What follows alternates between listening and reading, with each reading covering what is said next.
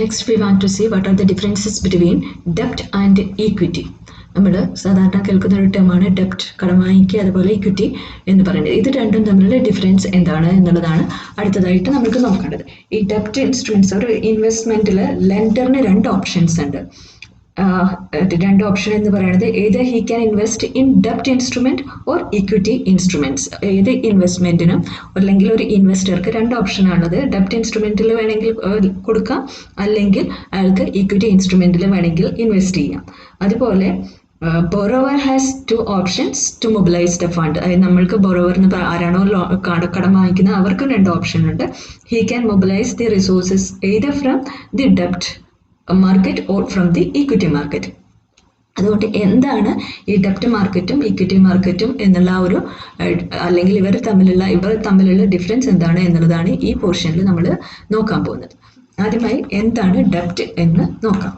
Debt is borrowing money from someone and offering him interest rate and guarantee to repay the principal amount after a particular date.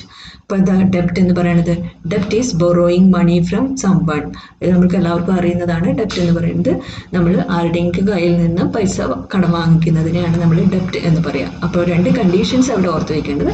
Offering him interest rate, അതായത് അയാൾക്ക് interest rate കൊടുക്കാമെന്ന് offer ചെയ്യണം. അതുപോലെ വേറെ ഒന്നും കൂടി guarantee ചെയ്യണം.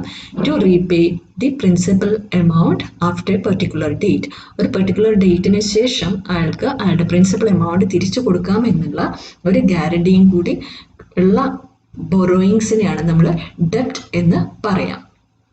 അതായത് ഇപ്പം മനസ്സിലായിട്ടുണ്ടാവും. ഡെപ്റ്റ് is borrowing money from someone and offering him interest rate and guarantee to repay the principal after a particular date. അതായത് മണി ബോറോയിങ് തന്നെയാണ്, പക്ഷേ രണ്ട് കണ്ടീഷൻ ഉണ്ട്. ഇൻട്രസ്റ്റ് പേയ്മെന്റ് നടത്തണം, അതുപോലെ ആ പ്രിൻസിപ്പൽ എമൗണ്ട് നമ്മൾ തിരിച്ച് റീപേ ചെയ്യാമെന്നുള്ള കണ്ടീഷൻസുമുള്ള ലോൺ അല്ലെങ്കിൽ കടം വാങ്ങിക്കുന്നതിനെയാണ് നമ്മൾ ഡെപ്റ്റ് എന്ന് പറയും. ഈ ഡെപ്റ്റിന്റെ കുറച്ച് എക്സാമ്പിൾസ് ആണ് ബാങ്ക് ലോൺ, നമ്മൾക്ക് എല്ലാവർക്കും അറിയുന്ന bank loan, borrowing from friends, relatives, money lenders, bonds, നമ്മൾ ബോണ്ടുകൾ വാങ്ങിക്കില്ലേ, അതൊക്കെ ഡെപ്റ്റ് മാർക്കറ്റ് ഇൻസ്ട്രുമെന്റ്സ് ആണ്. ഡിബെഞ്ചേഴ്സ്, ഇതെല്ലാം ഡെപ്റ്റ് മാർക്കറ്റ് ഇൻസ്ട്രുമെന്റിന്റെ കാറ്റഗറിയിലാണ് വരിക. അപ്പോൾ ഇതൊക്കെ വരും. ബാങ്ക് ലോൺ വരും, borrowings from friends, relatives and money lenders വരും, ബോണ്ട് വരും, ഡിബെഞ്ചേഴ്സ്. ഇതൊക്കെയാണ് ഡെപ്റ്റ് മാർക്കറ്റ് ഇൻസ്ട്രുമെന്റ്സ് എന്ന് പറയുന്നത്. ഇത് കമ്പാരിറ്റീവ്ലി ലെസ് വൊളൈറ്റൈലാണ്, നമുക്ക് റിസ്ക്കും കുറവാണ്, പക്ഷെ വലിയ റിട്ടേൺസ് നമ്മൾക്ക് ബോറോ ചെയ്യുന്ന ആൾക്കും കിട്ടില്ല. അതുപോലെ ഇത് തരുന്ന ആൾക്കും, അതായത് നമ്മൾക്ക് ലോൺ ഇഷ്യൂ ചെയ്യുന്ന ആൾക്കാർക്കും അല്ലെങ്കിൽ ഡെപ്റ്റ് ഇഷ്യൂ ചെയ്യുന്ന ആൾക്കാർക്കും വലിയ ഒരു റിട്ടേൺ ഒന്നും ഇതിൽ നിന്ന് എക്സ്പെക്ട് ചെയ്യാൻ പറ്റില്ല. ഇനി രണ്ടാമത്തെ ടേം നമ്മൾക്ക് ഓർത്ത് വയ്ക്കേണ്ടത് ഇക്വിറ്റി ആണ്. ഇക്വിറ്റി എന്ന് പറയുന്നത് ഇക്വിറ്റി ഓർ അതിനെ തന്നെ വേറൊരു പേരും കൂടി പറയും, സ്റ്റോക്സ്. ഇക്വിറ്റി അല്ലെങ്കിൽ Stokes. Equity or stocks are securities that are a claim on the earnings and assets of a corporations. അപ്പോൾ എന്താ equity അല്ലെങ്കിൽ stocks എന്ന് പറയുന്നത്? They are securities that are a claim on the earnings and assets of a corporations. അതായത് ഡെപ്റ്റ് മാർക്കറ്റിൽ അല്ലെങ്കിൽ equity മാർക്കറ്റിൽ വരുന്ന ഡിഫറൻസ്, അല്ലെങ്കിൽ ഡെപ്റ്റ് മാർക്കറ്റിനെ കമ്പയർ ചെയ്യുമ്പോൾ ഇക്വിറ്റി മാർക്കറ്റിന്റെ ഫീച്ചർ എന്ന് പറയുന്നത് we have A claims on the earnings and assets of A corporation. നമ്മളൊരു ഇക്വിറ്റി വാങ്ങിക്കുമ്പം നമ്മൾ ഒരു കമ്പനിയുടെ എന്തെങ്കിലും ഒരു പബ്ലിക് ഇൻസ്റ്റിറ്റ്യൂഷൻസിൻ്റെ അല്ലെങ്കിൽ ഒരു പ്രൈവറ്റ് കമ്പനിയുടെ എന്തെങ്കിലും വാങ്ങിക്കുമ്പോൾ നമ്മൾക്ക് അവരുടെ ഏർണിങ്സിലും അവരുടെ അസറ്റിലും നമ്മൾക്ക് ഒരു ക്ലെയിം ഉണ്ട് എന്ന് ഉള്ളതാണ്. അല്ലെങ്കിൽ അങ്ങനെ വരുന്ന തരത്തിലുള്ള ഇൻസ്ട്രുമെന്റ്സിനെയാണ് നമ്മൾ ഇക്വിറ്റി ഇൻസ്ട്രുമെന്റ്സ് എന്ന് പറയാം. ആ ഇക്വിറ്റി ഇൻസ്ട്രുമെന്റ്സിന്റെ ഫീച്ചർ എന്ന് പറയുന്നത് നമ്മൾക്ക് അവർ ഓരോ വർഷം ഉണ്ടാക്കുന്ന ഏർണിങ്സ്, അതുപോലെ അസറ്റ്സിന്റെ മുകളിൽ നമ്മൾക്ക് ഒരു ക്ലെയിം ഉണ്ടാകും, അല്ലെങ്കിൽ അതിനെയാണ് നമ്മൾ ഷെയർ എന്ന് പറയാം. ആ ഷെയർ എന്ന് പറയുന്ന ഇതിനെയാണ് നമ്മൾ ഇക്വിറ്റി ഇൻസ്ട്രുമെന്റ്സ് എന്ന് പറയാം. അതായത് ഷെയർ എടുക്കുക എന്നുള്ളതാണ് പറയുക. ഷെയർ എന്ന് പറയുന്നത് അവരുടെ ഏർണിങ്സിന്റെ ഒരു ഭാഗം നമ്മൾക്ക് കിട്ടണം, അതുപോലെ അസറ്റ്സിലും നമ്മൾക്കൊരു റൈറ്റ് ഉണ്ട് എന്നുള്ളതാണ് ഇക്വിറ്റി മാർക്കറ്റിന്റെ ഫീച്ചർ. ഒന്നും കൂടി പറയാം. Equity or stocks are securities that are a claim on the earnings and assets of a corporation. അതിനുള്ള കുറച്ച് എക്സാമ്പിൾസ് ആണ്. An example of an equity instruments are stock shares.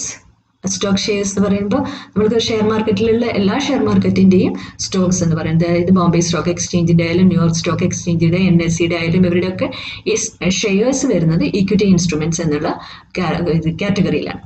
ഈ ഇക്വിറ്റി മാർക്കറ്റ് എന്ന് പറയുന്നത് എവിടെയാണോ നമ്മളുടെ, അതായത് സ്റ്റോക്ക് മാർക്കറ്റിനെയാണ് നമ്മൾ ഇക്വിറ്റി മാർക്കറ്റ് എന്ന് പറയുന്നത്. അതുപോലെ ഈ ഇക്വിറ്റി എന്ന് പറയുന്നത് ആക്ച്വലി എന്താ? Equity is actually taking money from someone and offering him part of ownership of the company. Equity എന്ന് പറയുന്നത് it is actually taking money from someone and offering him part of ownership of the company. അതായത് equity മാർക്കറ്റിൽ എന്താ സംഭവിക്കണമെന്ന് വെച്ചിട്ടുണ്ടെങ്കിൽ, equity instruments നമ്മൾക്ക് തരുമ്പോൾ നമ്മളുടെ കയ്യിൽ നിന്ന് they are taking money from someone and offering him part of ownership of the company.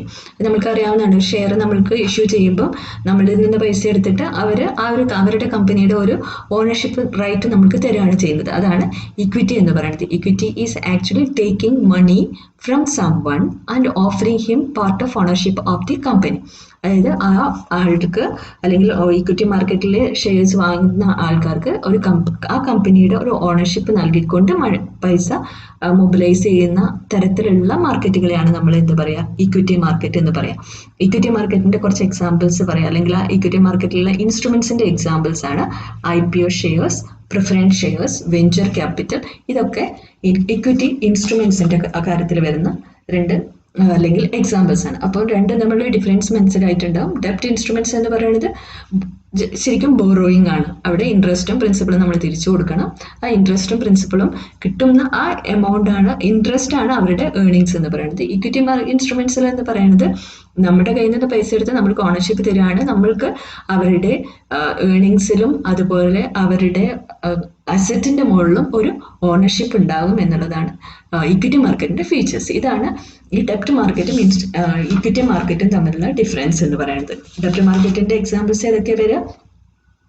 Bank loans, borrowings, bonds, debentures, ഇതൊക്കെ അതിലാണ് വരിക. ഷെയർസ് എന്നുള്ള കാറ്റഗറിയിൽ വരുന്ന എല്ലാ ഇൻസ്ട്രുമെന്റ്സും വരുന്നത് ഇക്വിറ്റി ഇൻസ്ട്രുമെന്റ്സ് എന്നുള്ള ഒരു കാറ്റഗറിയിലാണ്. ഇനി നമ്മൾക്ക് ഈ ഡെപ്റ്റും ഇക്വിറ്റിയും തമ്മിലുള്ള മേജർ ആയിട്ടുള്ള ഡിഫറൻസസ് എന്തൊക്കെയാണ് എന്നുള്ളത് നോക്കാം. ഫസ്റ്റ് വൺ, നമ്മളൊരു ഡെപ്റ്റ് മാർക്കറ്റ്, ഡെപ്റ്റ് എന്ന് പറയുമ്പോൾ നമ്മുടെ ഒരു ഫിനാൻഷ്യൽ ഇൻട്രസ്റ്റ് മാത്രമേ അവിടെയുള്ളൂ. ബട്ട് ഇക്വിറ്റി മാർക്കറ്റിൽ നമ്മൾക്ക് ഓണർഷിപ്പ് ഇൻട്രസ്റ്റ് ആണ്. അതായത് നമ്മൾക്ക് ഇത്രയേ അതിൽ ചിന്തിക്കേണ്ടതുള്ളൂ. ഡെപ്റ്റ് നമ്മൾ ബോറോ ചെയ്യുന്നത് എപ്പോഴാണ്? നമുക്ക് പൈസയ്ക്ക് അത്യാവശ്യം വരും. അവിടെ നമുക്ക് ഫിനാൻഷ്യൽ ഇൻട്രസ്റ്റ് മാത്രമേ ഉള്ളൂ, വേറെ അതിൻ്റെ ഓണർഷിപ്പ് അങ്ങനെയുള്ള കാര്യങ്ങളിലൊന്നും ഇൻട്രസ്റ്റ് ഇല്ല. ബട്ട് ഇക്വിറ്റി ഇൻസ്ട്രുമെന്റ്സിന്റെ കേസിലുള്ളത് അവിടെ ഫിനാൻഷ്യൽ ഇൻട്രസ്റ്റ് അല്ല, നമ്മൾക്ക് ഓണർഷിപ്പ് ഇൻട്രസ്റ്റ് ആണ് അവിടെ കാണിക്കുന്നത്. So the first difference between the debt market and equity market is that debt market shows the financial interest, whereas equity market shows the ownership interest. In a second difference എന്ന് പറയുന്നത്, ഡെപ്റ്റ് മാർക്കറ്റിൽ risk എന്ന് പറയുന്നത് it is comparatively low ആണ്. But equity market, share മാർക്കറ്റ്സിന്റെ risk നമുക്ക് ഇനി explain ചെയ്യേണ്ട കാര്യമില്ല. ഇക്വിറ്റി മാർക്കറ്റിന്റെ റിസ്ക് എന്ന് പറയുന്നത് വെരി ഹൈ ആയിട്ടുള്ള റിസ്ക് ആണ്.